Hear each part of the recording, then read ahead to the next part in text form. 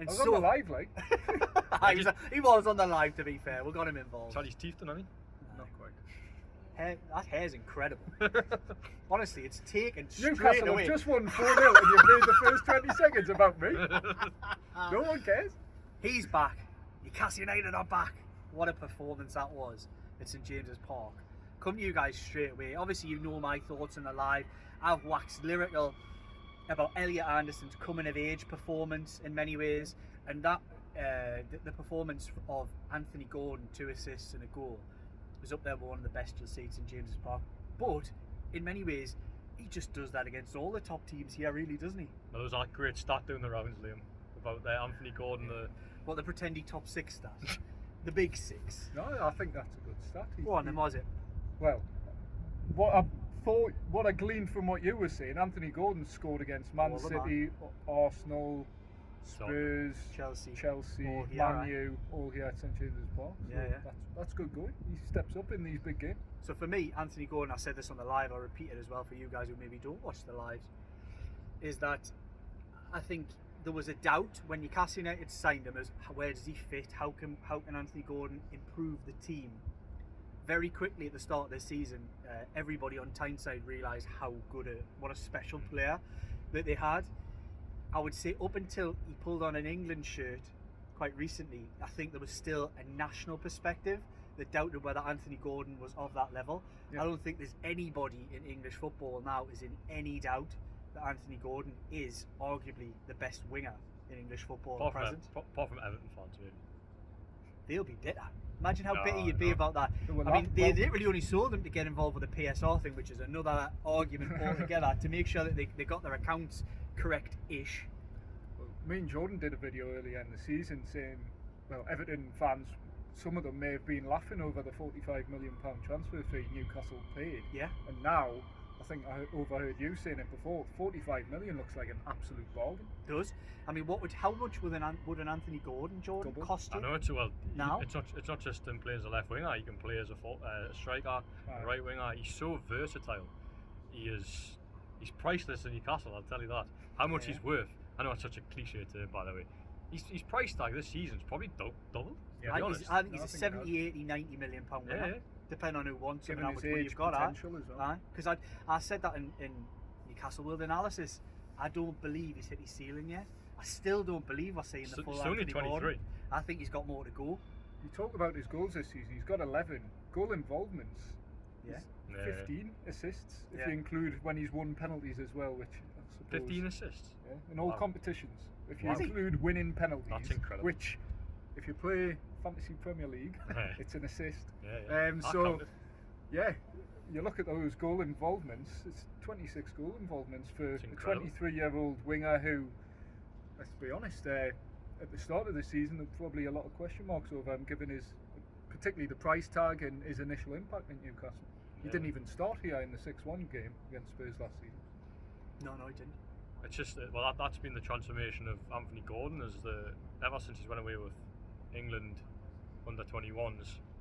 He's just came back a totally transformed player, and his levels have never dropped. That's the thing I find astonishing, is the fact that this lad's been playing consistent football for near enough 12 months without a break. There's been an odd week there and then. He's constantly putting in top performances. I'm blown away by him. I think today he's had many top performances. Yeah, that was up there with one of his best. Not just because of his 2 assists and the goal, but just the way he's worked right down that left hand side. He was like a man possessed in many ways. I thought he was brilliant. That's the thing I like about Anthony Gordon. He's very good technically, but he's also very tenacious, and that's why opposition teams hate him, because he gets right in your face. Newcastle fans didn't like him when he was at Everton, but he's got the full package, and I think you're right, Liam. I think in terms of that season, I don't think he's hit it yet. Only 23. I think even the England cap that he's got, looks like he's grown in confidence from that as well. He looks like an England international. I said that the first game he came back after that West Ham game, and he just looked like he used something. And I can't credit him enough. I think he's been an incredible signing, and we're talking about top players in this team. I wouldn't be surprised if Anthony Gordon starts getting linked with a move away next. I think there'll be a lot of clubs wanting to look at Anthony Gordon and thinking, why didn't we take the jump when Newcastle United did? For me, he's the complete package. You talk about the defensive work. I look at every other. So let's just take England for an example. You look at every other player on that right or left hand side. So you'll say Grealish, Saka, Rashford. All of them, in some way, shape, or form, have obvious weaknesses in their game. For me, Anthony Gordon doesn't have an obvious weakness. He's big, he's strong, he's the quickest of them all.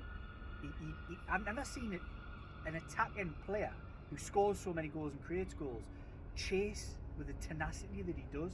His defensive work is incredible. I thought that second half of the day, he was brilliant with his defensive work. Newcastle had, let's be honest about this game here today, Newcastle had no ball. No, 27% across the full 90 minutes, so they didn't have a lot of ball. Didn't feel like that. They had to do a lot of defensive running and a lot of defensive work. No, it didn't feel like that because Tottenham never massively knocked on the door, did they? No. They had a lot of the ball. second half where Tottenham were just sort of dilly-dallying a bit and just camping around Newcastle's area but not doing much with it. Yeah, I think that's fair to say. But I think there's very few weaknesses in that lad's game, which makes us think. I still think that there's something more as well, because I think he could score more goals. Yeah, that's what I'd say. It's like just a bit more conviction in front of goal. He's added that to his game, the end product this season, but you still feel he's not as clinical as he could be. Yeah. And if he does get that clinical touch, I mean, we're talking about treble, quadruple in the amount of, because those players don't come around very often. Yeah. I just think there's more to give. That probably, in my opinion, brings up quite well onto the front three. I talked in the live, and we mentioned last week, there was some Fulham fans behind us who talked about the idea of the front three. In the end of that game, the last 20 minutes, where you had Gordon on the right, Barnes on the left, Isak through the middle. They described it as that's scary when you see that running at you. Yeah. And it transformed the game at Fulham, where of course you were sunning it up in Turkey, while we were summing it down at Craven Cottage. But they talked to the idea of being scary. Tottenham got both barrels today. Yeah. They got the full lot, didn't they? Is that the first time that front three started again? I think it is, isn't it? I don't know if it is, but it's the first time I've known it be at any level of fitness together. I think the last time the two wingers started was Brentford. I think Callum Wilson was a striker that day. Right. So I think that's the first time we've seen that front three. And it was deadly. The guy at Fulham was right. It was a frightening prospect. You've got the absolute. What you had is that their fullbacks are attacking. They've got a certain way of playing. They play a very high line. You've got Isak, who, like against West Ham where they scored 4, will drop in and will create things from deep. Or he can play on the shoulder like he did today and go in behind you all day. You've got Anthony Gordon on the right hand side, who will go in behind you for fun. He'll beat you for pace. He'll beat you for tenacity. He'll do everything. And then on that left hand side, you cannot sleep on the left hand side, because you've got a pure finisher. Somebody who always give you headaches in the box in Harvey Barnes. Maybe he doesn't have the electric pace of the other two, but is a proper finisher and is always going to give you that fear. Yeah. I honestly think it's a very, very good front three, and I think what Anthony Gordon has done. Many people are asking, do you really want to take a player who's so good on that left hand side all season and put him on the right hand side? Doesn't matter where you play Anthony Gordon. It genuinely doesn't matter, because he's so good in all of the positions. The next best winger they've got is Harvey Barnes, and I think if you're looking at that today, they'll cause any team problems playing the way that's a proper front three, which Newcastle have lacked at times, because there's always been, without any disrespect, a Miguel Almiron out on the right, or Jacob Murphy, who are players from the previous era, let's say, who have improved with the club in some ways, but are still limited. Maybe that's why they signed Harvey Barnes, because Howe had the intention of playing Anthony Gordon down the right. Because we always think, well, why would you sign that left winger when you got Anthony Gordon? But you're seeing his ability on the right hand side today. Maybe that was the plan all along for Eddie Howe, but obviously in terms of I think it probably injuries, was, in terms of the injuries, they hadn't been able to do it. This is the first time they had the proper opportunity to do it, in terms of Harvey Barnes on match sharpness, etc. So no, it is some front three that we're seeing that today. I thought Harvey Barnes, for as much I think he probably faded in the second half, got himself some really good positions down that left hand side. You picked it out straight away. He's almost always on the touchline, where Fabian Schär pinged about 2 or 3 balls over him. Said meat and drink for Fabian Schär. He wants a player to be out there all the time, and it's been Gordon most of the season, and Barnes is even more stuck out that side. That it just gives, when you've got someone like Porro who only wants to go one way, it gave him all kinds of problems. I think the left hand side was really positively supplemented in some ways, which we haven't had from midfield since Joe Linton's got injured, by Elliot Anderson. Eddie Howe mentioned him a few times. How good was he today, man? Like, No, he was really good. Like I said, that's a coming of age for me, because I think anybody who's seen him for the youth teams, or anybody who saw him pre-season, will know the lad's full of talent. He hasn't really, we haven't seen that dropping of the shoulder, beating a man. We haven't really seen that actually in a senior Newcastle United shirt in the Premier League. But what we have seen is a combative, physical, determined, really fit midfielder who's brought I described it again in my analysis, you quite like this. It's like Bruno was the orchestrator today, and then he had his two Geordie enforcers, right and left, where Longstaff never put a foot wrong today. And Anderson just gave them that real bite. Yeah, I mean, you asked. I made the Joe Linton comparison to Eddie Howe, and he sort of brushed it off. He said that there were different players. He then spoke about Elliot Anderson being a player that will eventually score goals and create plenty of goals as a football club. I thought it was quite interesting. He almost, as much as we're saying he's the aggressive sort of midfield force at this moment in time, I don't think Eddie Howe sees him like that. No, Sort it's of better long than term. that. He sees them as that number 10 as much what we thought he was. And when Eddie Anderson all broke through, we thought he was that number 10 sort of like technical player in behind the sort of the striker. But we haven't seen that lately. I mean, he's running the team. We've seen it last couple of games. What was it, Everton here? The game today as well. He's just been that guy that's just aggressive, physical, and as you mentioned there, we haven't seen that since Joe Linton. I think he's added a real bite to that midfield, and it was a really good balance today, I thought. Really good. Makes you think though. Makes you think so you think about the balance of the squad going into the summer, and look, they've got barely any players at the minute, which is why today was such a big result for me. I've never felt as positive after a game as what I do. It's the most today. enjoyable afternoon I think we've had this season. I think I'd never written it off. I mean, that's probably a really dramatic thing to say, but I didn't expect a lot from today, given the adversity, the circumstances. That they've got really something to play for. That they've been a good side this season, Tottenham, and they play good football, attacking, makeshift back four, all that kind of stuff. Didn't expect a lot. I felt like a 3-point bonus today. I didn't expect Newcastle to go and do that. Yeah, well, me and Joe Buck, my colleague from Shields Gazette, did a preview video, and we said a point today would be a good result for Newcastle in the context of beating West Ham recently, beating Fulham recently, okay, drawn with Everton, but 7 points from the last 9 going into this. If they can make it 8 from 12, that's a good return. But now 10 from 12, Newcastle, for all the negativity surrounding injuries and a couple of poor performances, they've only lost 2 of the last 11 games. The informed team, if you like, in that mini league that we've talked about, and it's looking a bit more positive when you look at the run they've got the last 6 games. Brighton, Man U. Other than that, it's bottom 7 teams, which it is. I mean, the balance is slightly weighted in favour of being away, so it's 4 away, 2 at home. There's only 2 games left here. Yeah. Sheffield United, which you'd have to think if you want to finish in Europe, you've got that's a guaranteed 3 points. You've got to do that. What's the other one here? Brighton. So that's a massive game in the European race. Yeah. I think going to Man United will be tough, no matter how they're playing. It's never going to be an easy place for anybody to go. Recent history suggests that, but I think the next 3 after this will go a long way to deciding where they end up. I think if they can go and collect another 7, I'm not saying 9, if they can go and collect another 7. Crystal Palace is always a bit of an iffy one. It's a 0-0, 1-1 written all over that. It's always a bit scrappy and horrible at times. So if you can go and get a 1-1 draw there, and then make sure you beat the 2 teams fighting at the bottom. Beat Sheffield United here, go to Burnley and win like they did the last time they went there.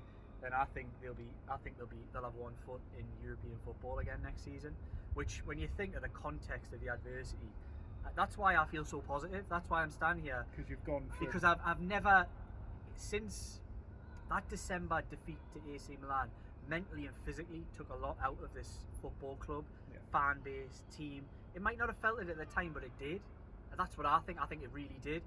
I think I've never really believed December, January, February, March.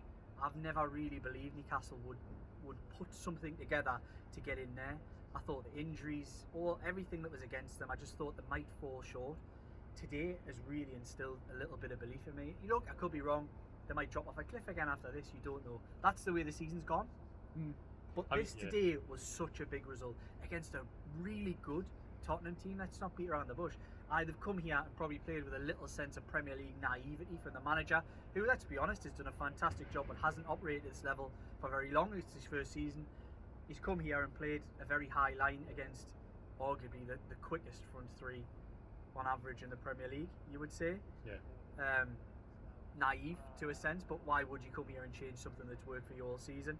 There's no fear factor. You wouldn't come to St James's Park against 8th place Newcastle and say, having beaten them 4-1 earlier. Exactly, we're going to change up the way that we've gone about things all season. So I get it, but maybe he'll have a thought next year when he comes to think, I'm not sure I can come here with this crowd in this stadium with this feel and atmosphere and players and do the same. To be fair, Newcastle and Eddie Howe, he actually adapted the style do, because it went man for man, didn't it? And that team sheet at the start, total confusion. It was like, is Kraft left back, he's centre half, is Dan Burn moving back or left back? It was like total confusion. Big call to move Burn, who's been excellent centre half to left back. But he was left back, and if Newcastle out the ball, out of possession, were in a back four, in possession, Jacob Murphy was pretty much a right winger, and Dan Burn tucked in, and that's what they did last year, by the way. It was Trippier last year. He was pushed further forward, and it was the 3-man defence. That's what they tucked in, as I say, as 3 centre halves. That's what they've done today, and that worked an absolute T. So I thought at times, and again, jump in the comments, let me know what your thoughts are.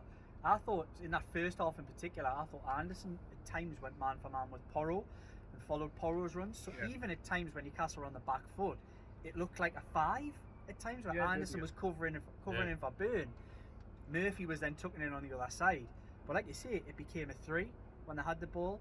Kraft was very much covering that right hand side. It totally negated any threat.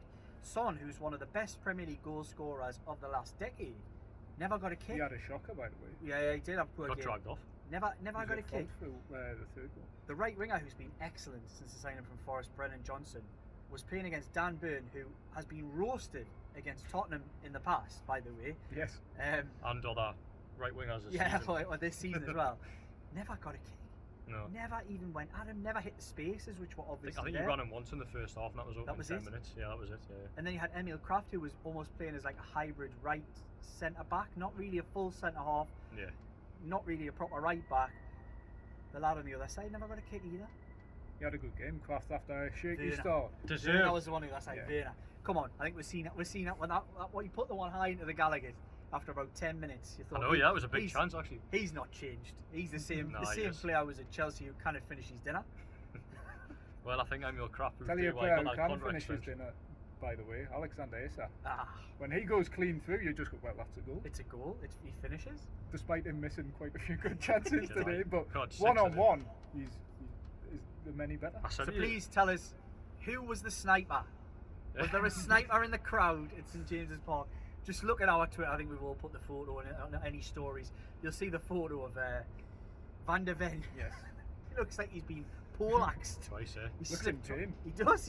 He's all over the shop. I don't know how he's physically got in that position. It's quite an incredible one. But he spent more time on his backside in that first half hour than he did on his feet. Yeah, and from a very good defender, was shown up by Gordon in particular and Isak. They were just lethal. Yeah. Was it 32 goals between them this season? Partnerships we were talking about before? Well, yeah. I know it's not an out-and-out 2, but when you talk about partnerships, goal-scoring duos and partnerships in Newcastle United's Premier League history, I think they're going to be They're going to be far away in terms of a season when you think of the goals that they've had there. Yeah. In the modern era, anyway, you've got. Yeah, of course you Cole go back. and Beardsley's Cole and Beardsley's the one that else. stands well above. Shearer had a few partnerships in there, but recently there's been absolutely nothing close to it. No. Bar and Cisse, but they seem to just share the goals half and half, wasn't it? Only one scored at any one time. Yeah. But yeah. Yeah, it'd be interesting to see it. We'll have to have a little look at that. Yeah. Or anybody jump in the comments and tell we're talking rubbish. I'm quite happy with that as well. But no, you talk about Isak.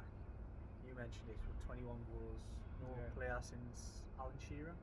Yeah, it's in a top flight season anyway. Scored 20. More than 20, which I think I mentioned during the game. All the talk this season, at the start of the season, was Callum Wilson getting Newcastle's second all-time top scorer in the Premier League. You give Alexander Isak another season, he's right up there. Yeah. If you give him a support, somebody who can take the weight of playing 90 minutes, which is the reason why he's picked up so many injuries this season. is he's had very little support from. Look, it's not Callum Wilson's fault. His body has failed him at times this season. It's not Callum Wilson's fault, but that needs to be addressed in the summer. There needs to be a proper support given to Alexander Isak. Whether that's with Wilson still here, whether it's somebody you can play with, or whether it's Wilson gone, who knows. But there needs to be proper support because Isak, Newcastle are sleeping on a 25 to 30 goal a season man, yeah. If he can play more minutes than he's been able to play and not be absolutely exhausted. Some of the games he's played 90 minutes in games where he's been on his feet after 60, 70. Yeah. I just think back to the PSG game where the lad could barely move. You remember like he barely moved at the end of that game. They've had to flog him. And I think we're only really now seeing a proper fit Alexander Isak, who seems to have maybe shaken those issues he was having. To be honest though, before he scored today, he didn't have a touch of the ball, and then it just comes alive when those moments arise. And that's good goal scorers. Yeah. That's why you pay the money for top players, is that they don't need to be involved all the time. Look, I would say by his standards, it probably hasn't been his best few weeks. But look, can't stop scoring. You know, he's missed the odd chance. He missed one here against Everton, where you think, go and get your second goal. You should be finishing it. His touch at times wasn't great in that game. He was feeding off scraps at certain times against Fulham. Didn't really do anything when he got those scraps. It was a difficult performance to watch from him. But that's the life of a centre forward. The guy that's what he's used to in teams that he's played in. But when the ball drops and when he gets the opportunity to square a defender up, he's dangerous, so dangerous. I mean, for that third goal, the ball over top from Bruno was class. But he made Van de Ven, who is probably virtually the fastest centre half in the Premier League, made him look silly. Like just from his burst of speed that he's got and his finishing and just class. He's like absolute class. Predictably ruthless almost, isn't it? You know what he's going to do, but still can't stop him. I don't think many can. When he's in that, when he's got that sort of laser focus in the box. Yeah. There's not many can stop. Would you swap him for anyone? No, you said that before. No, I don't think you would. I was going to ask Eddie Howe that, but the Bruno suspension, which I guess we can get on to, sort of took centre stage for me and Jordan anyway, because Bruno has somehow managed to go 3 months without picking up a yellow card, 11 Premier League matches. Did he not get like 4 on the bounce at one point? Yeah, walking a disciplinary tightrope, if you like, for 11 Premier League matches he had to go without picking up another booking. He's somehow done it, but then in the very, very final few minutes, and even after the game today, just decided to lose his head, didn't he? Well, I think there was the South American contingent of Tottenham Hotspur was desperately trying to wind him up. The Argentinians, that old South American rivalry, but and he bit. There's no doubt he did. There's a photo of doing that, isn't it? The Celso. Yes, He also tried. We were sort of heart and mouth, weren't we? I was keep looking at you. He was nibbling at people and went with an elbow at one point and said, "Calm down, get him off." 4-0. Joe White's ready to come on. It's just. But even the funniest part for me was when Tyndall starts going, get off when they're taking him off, because he just starts swaggering and slow as he can, and obviously it clicked in Tyndall's head. It went, if he walks any slower, he's going to get booked here for coming off and taking so long. And then Eddie Howe's doing a come off, and then he gave him a good cuddle and joke about it at the end, clearly. But some achievement. But I think that's just, he's an intelligent footballer, isn't he? He was never really going to put himself in positions where he was going to get bookings. He's always avoided those ones. He's dropped back. I think he played a deeper role today to an extent, and you didn't see the gaping holes that we've maybe seen at times. I think maybe that booking fear has maybe dropped him back a couple of yards. I don't think it's made him a worse player for it. He's Newcastle's best attacking midfielder, and he's their best defensive midfielder. He's the best best midfielder I've seen in my football consciousness. Like in terms of I'd actually argue in your my lifetime. My yeah. lifetime, yeah. Rob Lee was here today. Rob Lee was always my hero when I was growing up. I absolutely loved Rob Lee, but I think Rob Lee was incredible. A really good goal scorer and Premier League midfielder. Excellent he was. I think Bruno Guimaraes is a class above. I don't even think it's close actually. I think when you look at performance and the dads in the comments won't like that. No, but the dads in the comments might not like it. But I think when you're talking about pure footballers, I don't think there's a comparison. Longevity and performance over a length of time. Rob Lee, value for money as well. Rob Lee is one of the best players Newcastle have ever signed in that period, particularly. But Bruno Guimaraes is, in my opinion, a level above. And we're talking about that with Shearer as well. So we were talking before Isak and Shearer. Isak, the best striker Newcastle United have had since Alan Shearer. Technically, technically the most gifted. Yeah. Technically the best. I mean, of Peter Bielsa. So we're not. Was Peter Bielsa a striker? Or was he a winger or a forward in these? He was a forward, but yeah, he played up front. Alright. Well, midfield in later days, but yeah, he was a forward. So I would say technically Peter Bielsa, yes, but Alexander Isak is like something I've never seen before. Like, he's so graceful and glides on the pitch. Thierry Henry. Finishes it just makes it look easy when he finishes, doesn't it? Yeah. The keeper, like I thought the second one, he goes the other way. He usually goes bottom he right, goes, but he just kills it in, and he doesn't. Well, like, the keeper knows where he's going to put it. He can't get anywhere near it, but he did the opposite day and went and reversed it. Just another clever footballer. When players at Newcastle United need to hang on to and build a team around, including one who came back, Livramento, another, Anthony Gordon. There's a lot more to be positive about today than what there was a month ago and before that. It's just building on it, isn't it? It is. They've got back-to-back wins. This is the first time they've picked up back-to-back wins. Back-to-back clean sheets. Yeah, in 2024, and it's now they've got winnable games coming up as well. They've got to win them. Palace, you've got to build on it. You've got to keep getting those results. Beat the likes of Crystal Palace, Sheffield United, Burnley. Take, like you say, 7 points, potentially 9 from those games, and then you've got a fighting chance of European football. So what they did with this game last year, I keep forgetting. I think it was 5-1. I think I might have even said it in Newcastle World video. 5-1. You did say 5-1, didn't I? Yeah. I might have to re-record. 6-1 last year. That was almost the turning point. But it was like a marker. Newcastle United laid down a marker saying we're going to take this 4th spot. Maybe today they've laid down a marker to everybody else in that little mini fight, that secondary league. If you're one of those other teams, you look at this today and go, they're just starting. Yeah. Aye, they've had their struggles, but you'd be a bit worried. I think if I was in that little fight, I'd be thinking, well, they're on their way, them.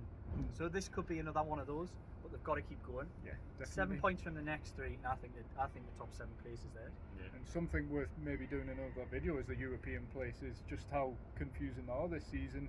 What positions get which competition, if you like. He's wanted to do this video for a while. We'll get this video done. Shall we do it this week? Yes, because goes over my head though. I'll just be there nodding at you. So we're gonna have. There's about 10 days between games. We'll do a couple of. Me and Liam have had a full-on argument about this as well earlier in the season. Yes. Yeah, we can bring this up. We can have this conversation. Come on, lads. Positivity, man. It'll make me look silly, but Dom can take some kudos from that suggestion. Given the way that English football has fallen to pieces in European competitions. Yes. Hindsight's a wonderful thing. But yeah, all positive back here on Tyneside at least, and moving on. It's a bit of a gap till our next game, so yeah, I think. So this was what I wanted to mention. I mentioned on the live. Right. Well, I was suggesting we could do something for members. We could maybe do exclusive videos once a week, because a lot of people are saying they like the conversation, they like the idea of us being able to throw comments, do live chats. We could maybe do it. I want to hear in the comments from you guys out there who watch. Don't watch the live, but watch the. Don't watch. Watch both. Watch both. Well, no, I'm saying maybe there's some people who don't, but then they watch this one. Okay. You know what I mean? So maybe you guys, you don't see the lives and you don't see that suggestion, but would you be interested in maybe a once weekly video with all us 3 guys with a subscription, a small membership fee? We wouldn't be breaking the bank. We're not that expensive. But would you be interested in it? Jump in the comments and let me know, because it'd be interesting to know. Yeah, I agree. Yeah, let me know. There was some really positive stuff in the live, enough almost to say it's justified in doing it. Right. It helps when the tune army win. That's all. Live Geordie Journo's business meeting on a video, but yeah. Well, people know there's no planning to these videos. No.